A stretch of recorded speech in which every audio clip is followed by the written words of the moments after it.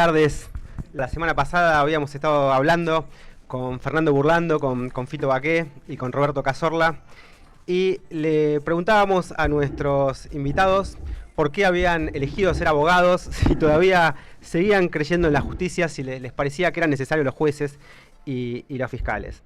Cuando hice la primera editorial, lo que intenté hacer es dejar un mensaje bastante nítido, y ese mensaje tenía que ver, en realidad, el por qué, después de 30 años de profesión, sigo todavía creyendo en el derecho y sigo todavía confiando en la justicia.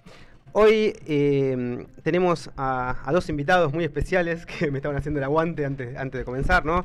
A mi amigo Germán Francone y al ex juez de la Cámara del Crimen de Matanza, que es también un amigo y uno de mis primeros jefes, que está aquí sentado y que ha tenido la gentileza de venir a esta programación. Y lo invité específicamente porque cuando yo le preguntaba a Baqué, en realidad era una pregunta que había hecho yo al aire y que después la había reiterado Fernando Burlando, en cuanto a que si él todavía seguía creyendo en la justicia, es una persona que tiene muchos años de profesión, él con toda razón y con toda desazón, a raíz de su práctica profesional, explicaba su desilusión a lo largo de tantos años de su experiencia en el foro.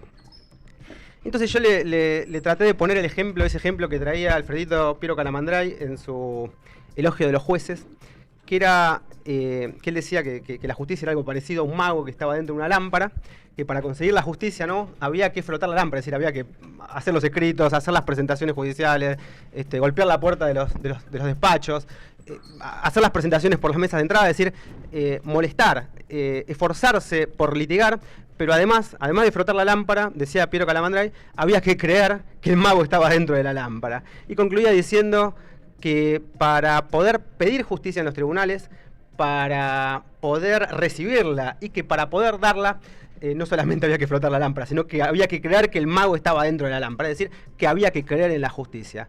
Y por eso yo concluía, y esa fue la intención de mi primera programación, quería dejar esto bien en claro, en cuanto a que me parece que hay que, a pesar de todo, y ahora vamos a hablar de ese, entre comillas, a pesar de todo, que hay que seguir creyendo en las instituciones y seguir creyendo en la justicia. Y esto me hacía acordar de tres juristas destacados, de tres clásicos, que tanto Germancito como Alfredo los conocen de primerísima mano, ¿no? Que son los profesores Sebastián Soler, un gran catedrático de Derecho Penal, Carlos Santiago Nino y aquel gran autor de Derecho Civil por el cual hemos estudiado todos en nuestras primeras juventudes, que fue el maestro Guillermo Borda. Y Sebastián Soler porque nos enseñaba en las imperecederas páginas de su viejo tratado de derecho penal que no había acción humana posible sin cálculo jurídico. Carlos Santiago Nino, que en su famoso libro Un país al margen de la ley, nos decía que el derecho era algo así como el aire respirable, que era tan esencial para el ser humano como el aire respirable. ¿Y por qué el derecho es tan esencial como el aire respirable? Decíamos en la primera editorial. ¿Por qué no hay acción humana eficaz sin cálculo jurídico? Y es muy sencillo, porque el derecho, en definitiva, es el sistema de reglas de convivencia. Y como bien decía el maestro Borda, la convivencia de los seres humanos en sociedad exige la vigencia inexcusable de un sistema de reglas a los cuales los seres humanos tenemos que adaptar nuestras conductas. ¿Por qué? Porque de lo contrario reina el caos y la vida sería imposible, más imposible de lo que es hoy en día en la provincia de Buenos Aires, en Rosario y en definitiva en todo el país, porque no es un problema de la provincia de Buenos Aires, esto hay que decirlo. 7, 8, 9 millones de indigentes según las estadísticas, un 50, un 60, un 70% de gente viviendo por debajo de la línea de pobreza. Es decir, siguiendo las estadísticas, por ejemplo, en la provincia de Buenos Aires, de la Procuración General, una cantidad de entre 2.000, 2.500 y 3.000 homicidios, entre homicidios dolosos, consumados y tentados, contando también los homicidios imprudentes, es decir, más muertes por año de las que se han producido en el año 1982 en una situación de guerra contra una potencia de la OTAN. Lo repito, en plena democracia se están produciendo hoy en día más muertes que las que se han producido en una guerra contra una potencia de la OTAN, en una guerra iniciada por una dictadura militar. Fíjense que en Malvinas habrán muerto aproximadamente 730 personas, la mitad de los cuales en un crimen de guerra en el hundimiento del crucero Ara General Belgrano.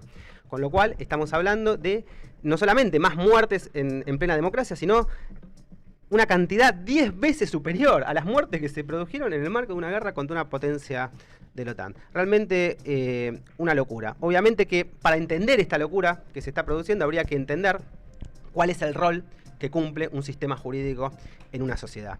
Que por supuesto que en primer lugar es brindar seguridad jurídica, porque no hay acción humana eficaz sin cálculo jurídico, como bien lo decía Sebastián Solar. Pero que no es la única función que tiene que cumplir el sistema jurídico. Esa es la primera, la más elemental, la inmediata. Porque hay otra función que es mediata, pero que también es elemental, y es la de garantizar que esa seguridad jurídica sirva para marcar no la paz del cementerio, no la paz de una unidad carcelaria, no la paz de un campo de concentración alemán, no la paz de un gulag soviético, sino la verdadera paz, que era aquella que pretendía Santo Tomás, que no es otra cosa que la tranquilidad en el orden, ¿no es cierto? Entonces, por esta razón, por esta situación tremenda, de injusticias tremendas que estamos viviendo a lo largo, a lo ancho de todo este país, con un orden que, insistimos, hablamos de un 50, 60, 70% de pobres, 8, 9, 10 millones de indigentes, gente no solamente viviendo abajo de la línea de pobreza, sino gentes que carecen absolutamente de todo, y con hechos terribles, con crímenes horrendos, con personas que parecen descuartizadas, como el caso que tuvimos la oportunidad de patrocinar, con asesinatos, con violaciones, con robos, que lamentablemente los argentinos parecería que nos estamos habituando a convivir con este tipo de situaciones. Situaciones que son muy difíciles de resolver, porque se trata de la rotura directamente del tejido social, que implican el fracaso de todas las instituciones republicanas que han sido creadas justamente para mantener la estructura del tejido de una sociedad, y que, insisto, tiene mucho que ver con el rol y con la función que tiene que cumplir un sistema jurídico en una sociedad. Ayer releía, porque me lo pasó mi hijo que está estudiando Derecho, que está aquí presente, me hizo volver a refrescar las lecturas de Sor Joaquín Becú, ese gran trabajo del historiador argentino, Introducción al Derecho y Historia del Derecho Argentino, en el libro exactamente que estaba leyendo. Y nada, me voy a permitir una licencia de leer un minutito, 2 párrafos que vi de un libro escrito hace más de 51 años, porque el libro es de 1975, porque me parece que son reveladores del problema que estamos viviendo, y me gustaría discutir esto con Alfredito y con Germán, ¿no? Dice así Sor Joaquín Becú, presten atención: el derecho no es más que un medio destinado a regular la convivencia humana con justicia. El fin inmediato, seguridad jurídica, garantizar la convivencia, pero con justicia y con eficacia.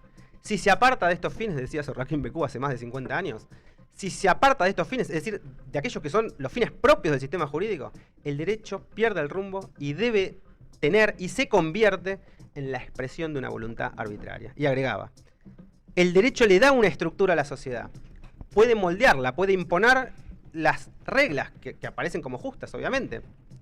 Pero cuando estas normas son inadecuadas a la realidad o contrarían sentimientos colectivos, se producen, decía él, reacciones sociales. Y esas reacciones sociales pueden ser pacíficas, ojalá que sean pacíficas, pero también pueden ser violentas. Así que por esta razón es que lo hemos invitado a Alfredito Drocchi, justamente para debatir estos temas. Me gustaría preguntarle a él si comparte esta visión de la realidad. Me gustaría preguntarle si todavía sigue creyendo en el derecho, si todavía sigue creyendo en la justicia, después de largos años de haber sido parte del Ministerio Público Fiscal. Yo estuve en la jura de él, no sé si él se va a acordar. Yo tenía 18 años, estuve en la jura cuando él juró como fiscal, estuve en su jura después como juez de la Cámara del Crimen, en el Departamento Judicial de la Matanza, Tribunal Oral, que es Cámara en la provincia de Buenos Aires, ¿no? Porque son tribunales de juicios.